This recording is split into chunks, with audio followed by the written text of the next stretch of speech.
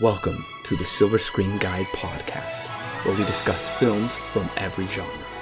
So sit back, relax, and enjoy the podcast. Welcome back, listeners, to the 9th installment in our Star Trek movie review series. Today we will be discussing Star Trek Insurrection.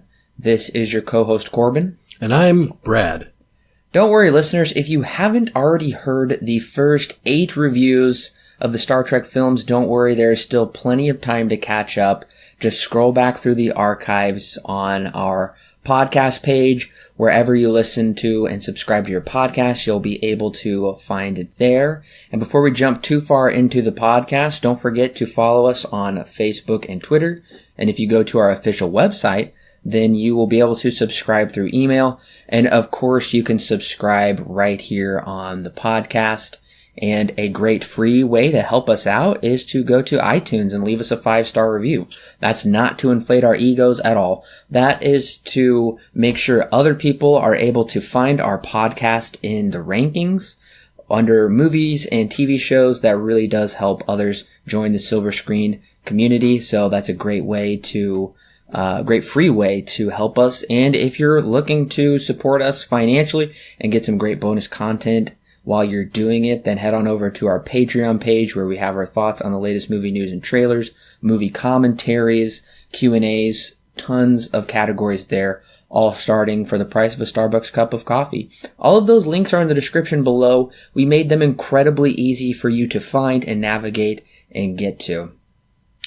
Star Trek Insurrection was released December 11th, 1998, about 2 years after Star Trek First Contact, which, as we mentioned in the previous podcast, was huge. It was nominated for an Academy Award. IMDb users ranked it the 7th greatest film of all time. It was the most popular Star Trek movie to date. It had really reinvigorated the franchise, and I think a lot of that people accredit it to Johnathan Frakes, who always has played Riker in the TV show, and he is back directing this film.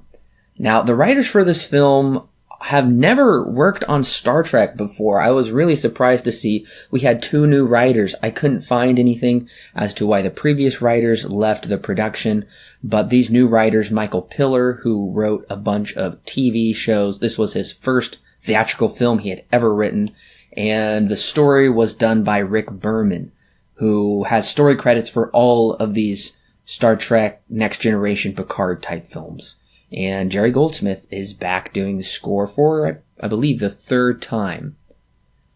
Now, currently on IMDb, this film holds a 6.4, which is not as well as the last film's very high 7.6.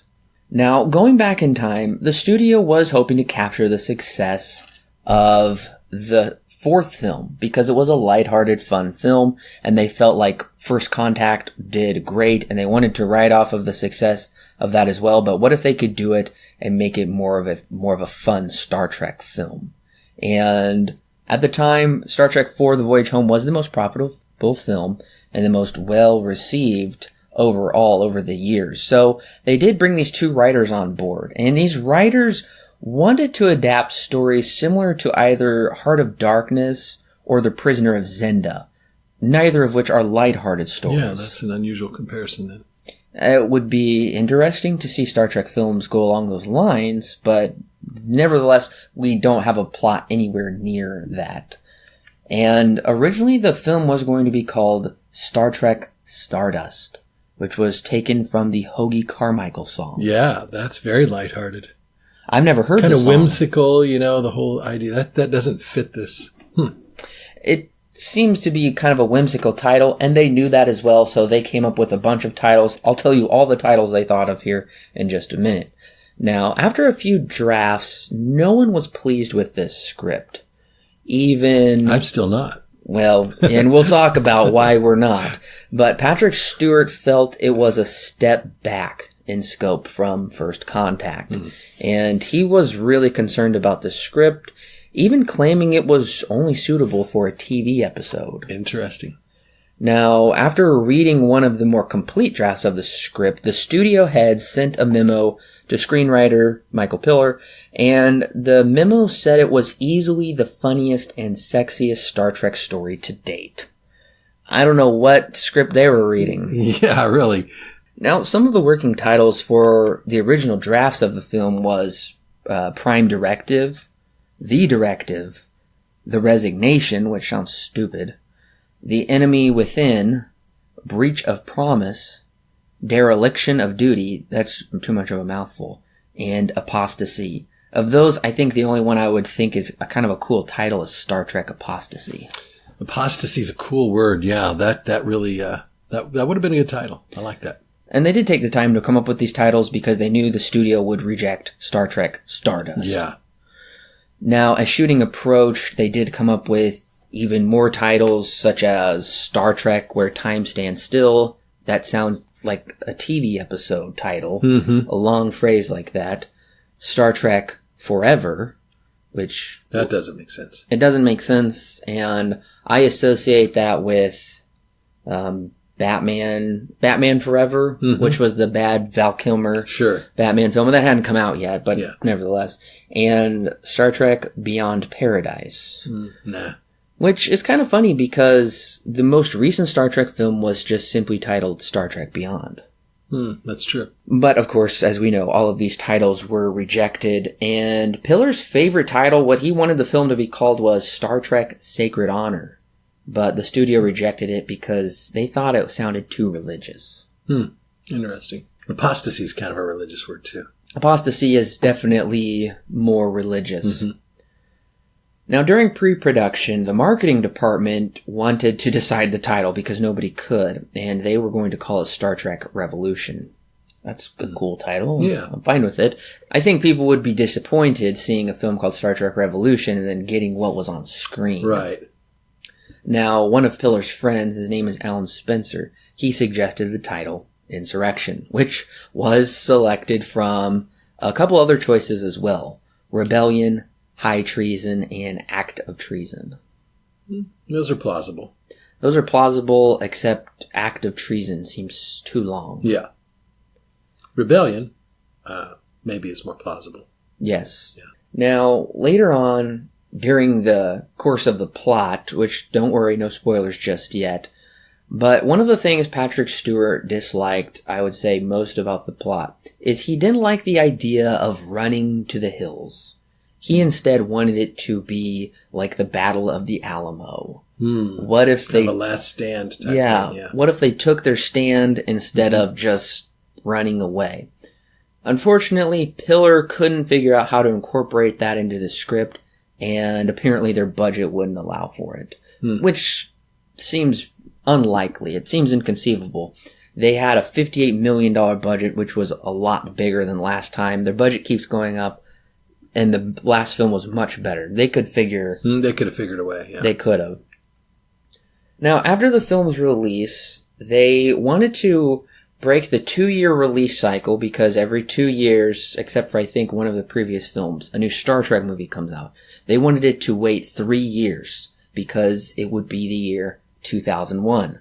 And as every science fiction fan knows, that was a part of the title and the year setting of Stanley Kubrick's 2001: A Space Odyssey. Space Odyssey, that's right. So they felt it would be cool to have a well-renowned science fiction franchise to have a big debut the same year as Stanley Kubrick, what he saw and would be the future. For the future, right. But that did not come to pass. Star Trek Nemesis would come out in 2002, 4 years later. And I believe I know why, but we will talk about that next week, listeners, in our review.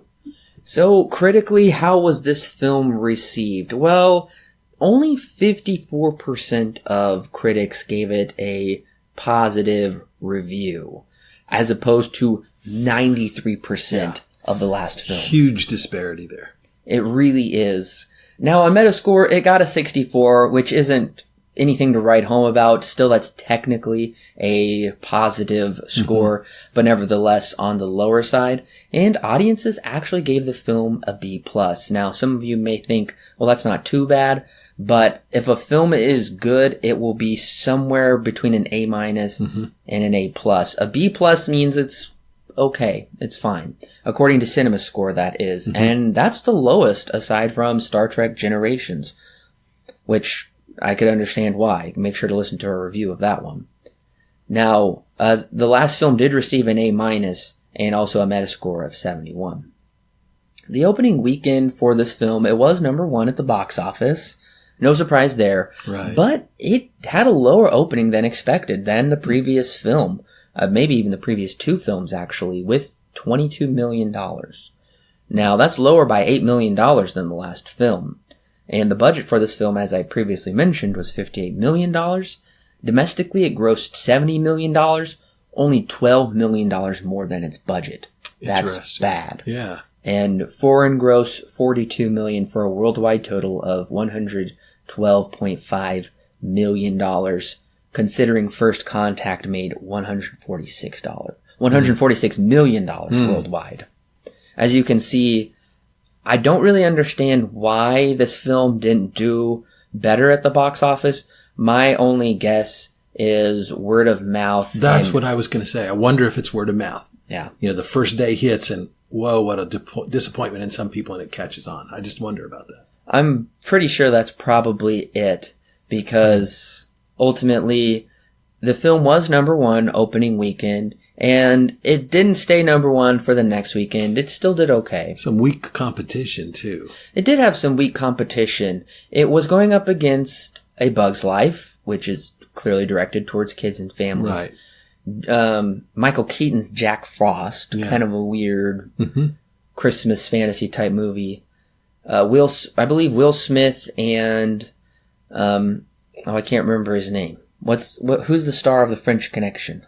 Gene Hackman. Gene Hackman, Enemy of the State, and the Rugrats movies. So kind of some kids kind of family movies. So Star Trek should have had no problem going forth from there. Right.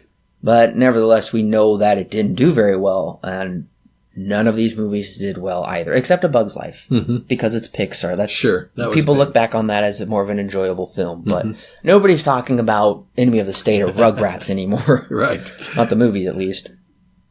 So as far as it goes in the series, adjusting for inflation, and even if you don't adjust for inflation, regardless, this is the 11th lowest grossing of the 13 movies released so far.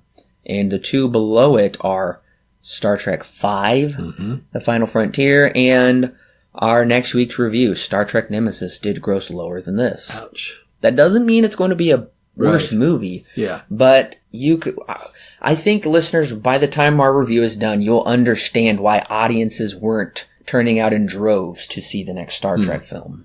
Well, listeners, we are about to talk about the plot of Star Trek Insurrection. If you haven't seen the film and you don't want it spoiled for you, because we will be talking spoilers, go ahead and click pause right now. The film is streaming on Amazon Prime Video if you have a subscription to that, which is where we watched it. And I believe it's also on Hulu, so you have 2 options for you to go see, or of course just go the classic route and rent it that way.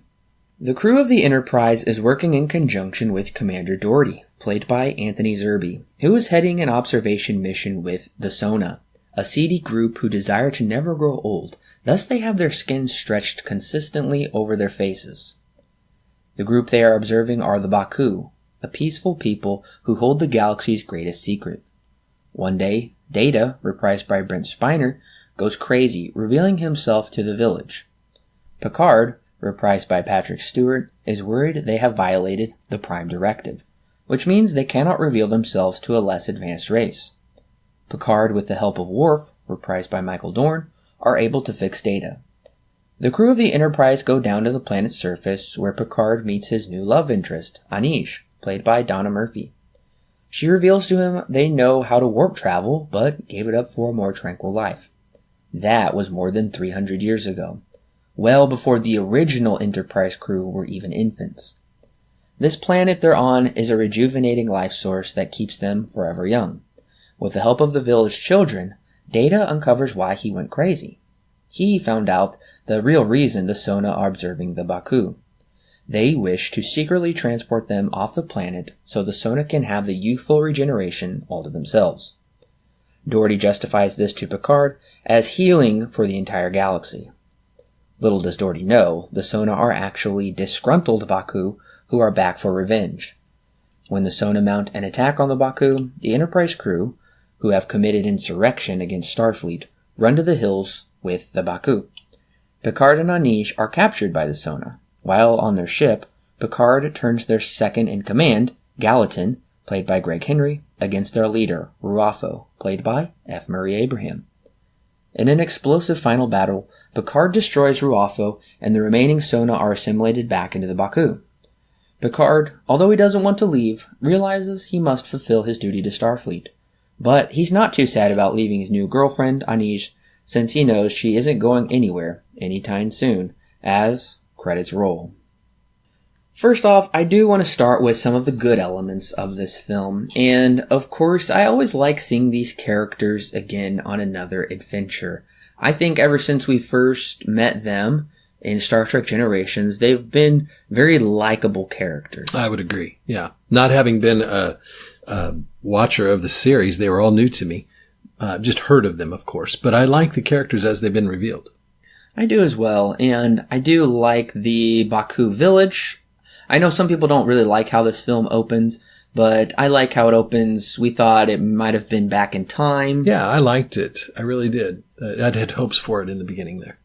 Yes, and I like the tranquility of the village, and I like that for the most part, this is an easily digestible Star Trek film, unlike previous ones that have been very boring in the second act, or overly complicated throughout the whole film, or they just haven't even developed well enough. At least this one, I would say, for the most part, you can watch and enjoy kind of those simple elements of this little adventure.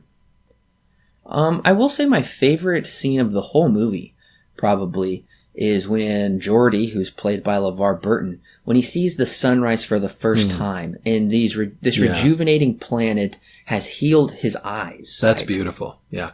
I did like that sentimental moment. I do wish we kind of had more of those. I know there are a lot of character moments in this movie where it's just a lot of characters just talking, pretty much, and kind of the action is reserved for the end of the film. But I do think they could have capitalized on it and made it a little more meaningful. I think fans were probably excited to see Riker and Troy kind of have this blossoming romance that was teased even in the very first episode of the series. So I guess it was kind of cool to see them, become a couple, but I guess it wasn't very genuine since it was maybe the planet giving them these feelings, or maybe it was bringing them out. I'm not quite sure on that. Well, that's kind of where my compliments for the movie stop, because we both said it, this is a TV episode plot. Absolutely. Very weak on a cinematic scale. And even Patrick Stewart said that. Yeah, that was interesting. You noted that in your beginning. I was like, wow, he could see it. And I'm really confused because First Contact, I would say, had an epic story. The only one with a really epic story that had any real stakes aside from the storyline between the Wrath of Khan and the search for Spock.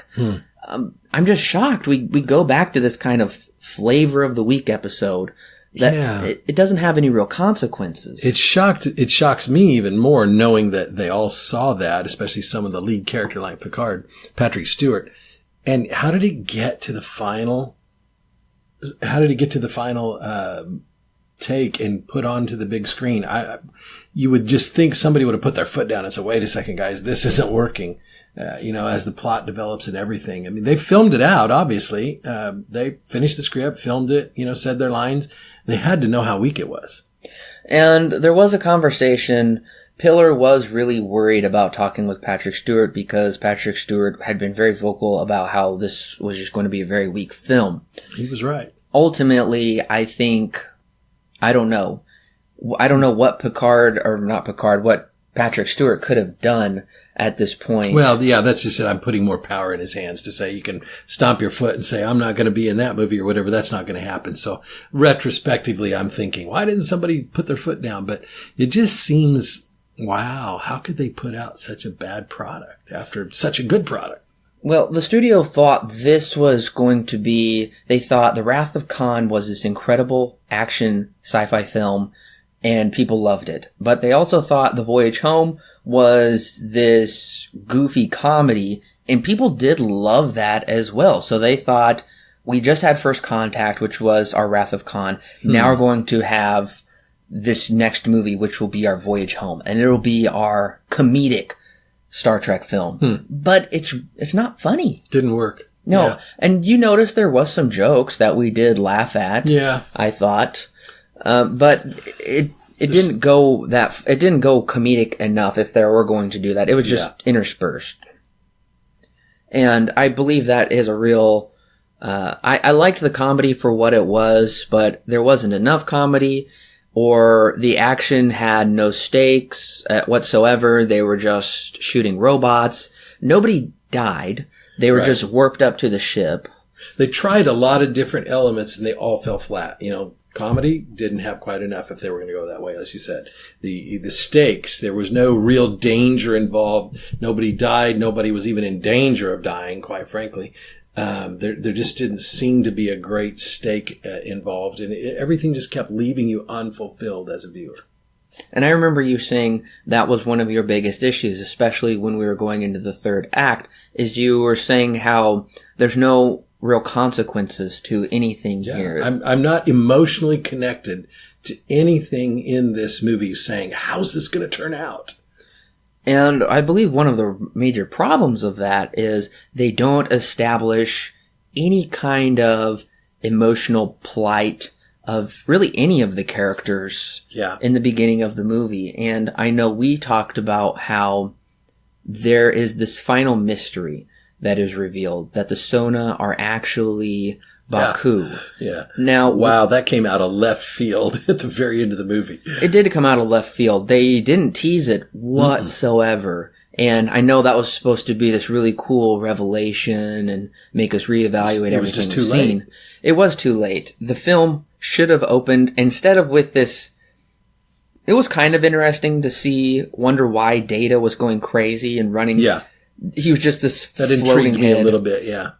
It intrigued me a little bit, but nevertheless, what would have been a better structured story and more of an emotional pull was seeing, I don't know, many, many years in the past, these Sona, but as these young Baku. Everett Abraham without any makeup. Which you learn makeup. at the end of the movie. Wouldn't that have been cool to connect that? Wow. It would have drawn back a lot better, and it would have given us a thing to think about throughout the movie.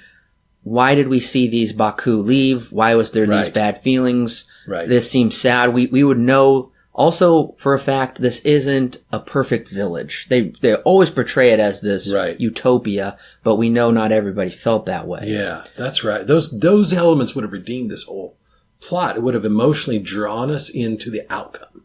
It really would have drawn us into the outcome, and then we would have said, I understand. Right. I'm not trying to give anything away here, but Christopher Nolan did something similar with The Dark Knight Rises, with the character of Bane and his escape. And you thought Bane was this guy from the beginning. Christopher Nolan did a really cool switcheroo with it. I won't spoil it for you in case you haven't seen The Dark Knight Rises. Right. But that is how you draw people into a plot. Yes, totally agree. And that's just how you write a good story is in order to have a payoff in the third act, you have to set it up in the first act. Yeah, these are 101 elements of story writing and creating conflict and I'm just wondering how they got to the big screen with this stuff. That just slays me. Well, it does me too, because Michael Piller had written television episodes, and clearly he shows he's not ready for a feature film, because this is another television episode stretched too thin into a movie. Right. Yeah. Now, I will say I never found this movie to be boring like the other ones. I just didn't care. Right. As much. That's it. It didn't have that put me to sleep in the second act that so many of them do, that just bored me to sleep. But it just didn't care. That just didn't draw me in. I also gotta say the villains, the Sona, are some of the weakest Trek villains I've ever seen. They just look gross with their skin stretched over their face. True. And to me, this seemed like a bit of a major ripoff from Terry Gilliam's Brazil, where the mom is having plastic surgery and you see her face being stretched like this. It looks just like that. Anyways, I don't like looking at them. And I remember even in the first act, we were kind of confused because Riker and Troy are investigating the Sona. And I'm like, who are the Sona? Who are these people? Yeah. Who are these people? I called them the Sifa. I couldn't even remember who they were. Well, and one of the things that I felt was underutilized in this plot, in this whole movie, was the use of Anthony Zerbe. Great character actor. Always loved him in films. And especially in his brother Matthias role. And the Omega Man. The Omega Man, that was it. The name was escaping me. But he's just, even in TV series, Anthony Zerbe did a lot of television series in the 70s, guest appearances. And he was always just this iconic bad guy that you wanted to hate. And here he's just Admiral Dougherty. It just doesn't, they didn't use him at all. No. Make him even more of a villain. He was as if he was duped into going along with this, and really, I didn't buy it. He was a major disappointment because when we saw his name in the credits, we thought Anthony Zerbe. Excited. Yeah, I thought he's going to be a great villain. I said he's got to be the villain. Well, he was working for Starfleet, and they're trying and maybe make you think he is kind of a bad guy. Yeah. But he's not. Turns out I felt sorry for him. He was kind of duped into believing what they were doing was right, Yeah, I just have no idea why they cast him in this role, if that's all they're going to do with him. And he never really has any moment to shine. He's forgettable, and he is taken out pretty easily by Ruafa. Yeah, pretty easily. Yeah. And a horrible visual effects thing where his eyes start stretching in his face. Yeah. It just was silly. You're right. Absolutely disappointing. They could have done much better with him. And F. Murray Abraham is a big actor as well. I didn't even know it was him under all that makeup. But once again, a very weak villain. I have no idea why Starfleet is even sanctioning the Sona. And yeah, that made no sense to me. Plus, I'm disappointed this villain has no emotional connection. The one Sona that Picard wins over because he doesn't want, because he knows his mom was down there. He actually has, I guess, a bit of an interest to it, and he is redeemed in the end. Rafa has no redemptive qualities for us to kind of feel bad for him or even think about. What probably would have been better is if Ruafa would have been the long-lost son of Anish, Picard's love interest. Wow, that would have been a good twist. That would have... I mean, wow. Do these writers not know emotional stakes? They just don't have it. That's why I'm trying to figure. These guys are making millions doing this, and it's flopping. And especially they're talking about recalling upon classic literature such as The Prisoner of Zenda and Heart of Darkness, yet they have no idea how to create any kind of character connections or mystery. It's beyond me. A lot of missed opportunities. And by the time the third act comes, when they do this whole switcheroo and they're talking about the collector and the infector and all these rhyming words and machines, you and I couldn't even make heads or tails. The whole plot crashed. It just crashed and fell apart, and you couldn't follow anything, and it was bad. Yeah, we had no idea what this collector was, and it was just horrible. We couldn't even. I thought they just kind of gave up at the end. They couldn't even figure out what they were doing. They thought, let's try and figure out a big action scene, and it really fell apart. I had no idea what was going on there into the film. Not to mention, I would say these visual effects looked worse than what we saw in First Contact. I loved the visual effects in First Contact. I think they were the best.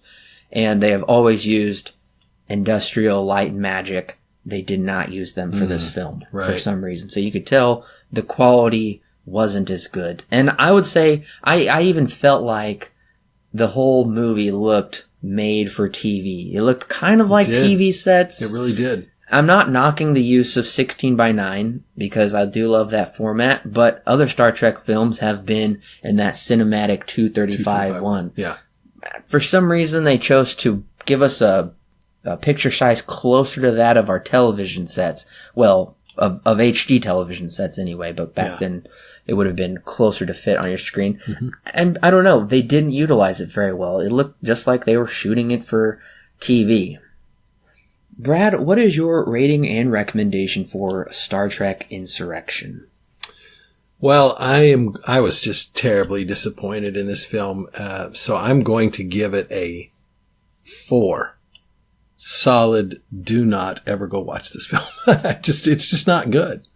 It's not good. It isn't, and I'm sorry to report that. I had high hopes. I did too. Even film. In the title, Insurrection, sounds like something exciting is about to happen, and it just never develops. And the poster looked really cool. I think I've come to determine if the poster looks cool for a Star Trek film, the movie is not going to live up to it. If the poster looks fine, it's probably going to be a pretty good movie. That's funny. Yeah.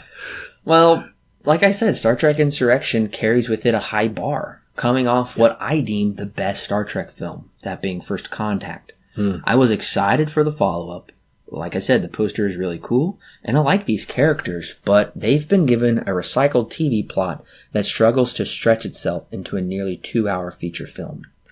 Maybe this plot would have been more intriguing if they wouldn't have held their cards so close to the chest, making reveals come far too late into the third act. The opening should have been Baku leaving their village, which could have tied back to their returning with a vengeance. It's not that I don't like the Baku and the Fountain of Youth because these characters aren't fleshed out, they're stretched thin. Although this is not the worst Trek film, it rightfully takes its place at the bottom of the barrel. Although I was thinking about it after we watched the movie, I said I'd probably watch Generations and the Voyage Home before this one. But now that I think about it, I don't think I would do that. I'd probably watch this again before I watched the Whale one and the one where William Shatner transports through time. Yeah, I'm not interested in those again at all. If I watched this one again, I think it would be to see if I just missed something that would help connect a few dots. I'd be curious. What did I miss about this collector? I was so frustrated with so many other elements of the movie that I might have missed something that's there that I just didn't see. And also, I would say if you've watched the entire TV series, then you could view this as kind of a lost episode. Yeah. Or a continuation episode. That would be a good point. And you could even make it into a 2-part episode. Have fun with it. That's actually what I was thinking it should have been. It definitely should have been. Otherwise, skip this Trek film. It does receive 4 stars out of 10 with a solid not recommend. The other one thing that I did kind of forget to mention that I was a little annoyed with is this kind of quasi-socialist worldview of a perfect society of farmers and laborers who have no need for weapons and have foregone the inventions of capitalism. Mm-hmm. They don't drive it home too far, although they're saying we don't have any weapons, we don't need them. That was a little too fantastical, but I couldn't help but think back to the writings of Karl Marx where he's saying the Industrial Revolution is horrible. And they're saying, we figured out warp speed, but it made life horrible for us. Right. And we need to return of a more simpler time of being farmers and sharing everything in common. That aligns a little too much, I think, with kind of this socialist worldview of we as humans can create this perfect sharing utopian society with no issues whatsoever. And they could have leaned into that more as showing that's not truly the case. Because of these new Sona had a lot of issues with it, and they're coming back. Once again, I don't think the writers were even smart enough to be able to work that into a deeper worldview of socioeconomics. Yeah, they definitely weren't smart enough to do that. I do have hope, listeners, for next week with Star Trek Nemesis, because the villain is Tom Hardy. That excites me. I like Tom Hardy a lot, and I've never seen him at what he would have been that young.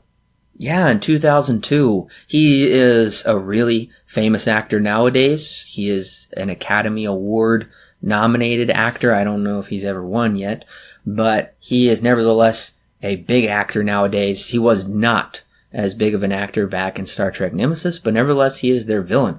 I don't know the plot of Nemesis. I've just seen the poster. It's a very creepy looking poster, which we can talk about next week. Listeners, if you haven't already clicked subscribe, don't forget to do so. That way you will not miss our review next week. And don't worry, we will be coming back to finish up our M. Night Shyamalan retrospective series. We will also be reviewing all of the Terminator films leading up to Terminator Dark Fate. Alan will be coming back to review those with me very soon. We will be releasing a brief podcast with Alan and I talking about an update for the rest of the release calendar for the rest of the year here on Silver Screen Guide. And once again, don't forget, if you haven't already gone over to our Facebook and Twitter pages and subscribed on those, and even check out our official website. We have more than just podcasts. We have written articles. Most recently, we published the James Bond article where we watched all 25 films-ish. We did watch one technically unofficial film with Sean Connery, but we did talk about everything you needed to know, and we ranked all of them. The Bond girls, we talk about everything in that article. That's over on the website. And if you are looking for some extra great bonus content where we talk about our thoughts on the latest movie news and trailers, we do movie commentaries, you can do a Q&A with us, all of that, starting for the price of a Starbucks cup of coffee. The coffee's great, but once you drink it, it's gone. This content is yours to keep. Even if you stop subscribing over there on our Patreon page, all of that is in the links in the description below. We love talking about movies, and we love talking about them with you. So make sure to share it with your friends so we can continue to grow the Silver Screen Guide and the conversation. Brad, thanks for joining me. Hey, it's been great fun. Thank you. Looking forward to Nemesis. Yes. Listeners, next week we will be coming back to you with Star Trek Nemesis.